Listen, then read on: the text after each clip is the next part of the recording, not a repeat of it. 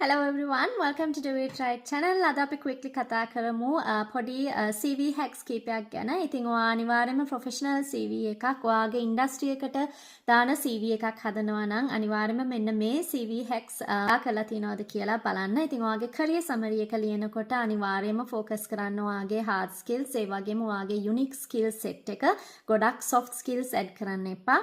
ඒ වගේම ඔයාගේ achievements accomplishment ඔයා හරියට ලියලා තියෙනවද ඒ වගේම ඒවා quantify කරලා තියෙනවද කියලා make sure කරගන්න.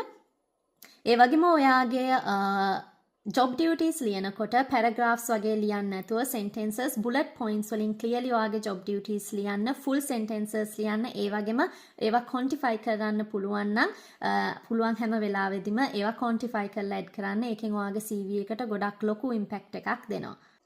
ඒ වගේම ඇඩ්වර්ටයිස්මන්ට් එක through යන්න ඉන්ඩස්ට්‍රි එක ගැන හොඳ අන්ඩර්ස්ටෑන්ඩින් එකක ඉන්න. ඉතින් ඒ විදිහට ජොබ් ඩිස්ක්‍රිප්ෂන් එක අනිවාර්යයෙන්ම කියවන්න ඔයා ජොබ් එකක් ඇප්ලයි කරනවා නම්. ඉතින් ඒවායේ බස්වර්ඩ්ස් හඳුනගෙන කීවර්ඩ්ස් හඳුනගෙන අනිවාර්යයෙන්ම මේවා ඔයා ජොබ් ඩියුටිස් ලියනකොට ඒවා පාවිච්චි කරන්න ඕන. ඔයාගේ ස්කිල්ස් ඔයා රිප්‍රසන්ට් කරනකොට ඒ කීවර්ඩ්ස් පාවිච්චි කරන්න. ඉතින් මේකෙදි කියන්නේ ඒ ජොබ් ඩිස්ක්‍රිප්ෂන් එකේ තියෙන කීවර්ඩ්ස් ටික එහෙමම ඔයාගේ CV එකට දාන්න කියලා. අනිවාර්යයෙන්ම ඒක නැචරල් වෙන විදිහට ජොබ් එක රයිට් කරනකොට ඒ කීවර්ඩ්ස් පාවිච්චි කරලා ඔයාගේ ජොබ් ඩියුටිස් රයිට් කරන්න.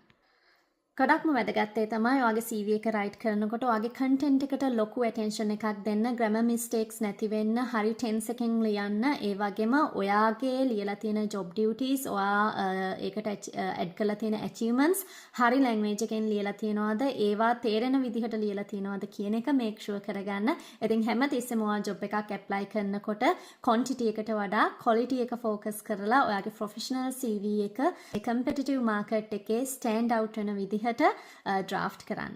ආපහු අලුත් වීඩියෝ එකකින් හම්බෙමු. Till then you take care and bye bye.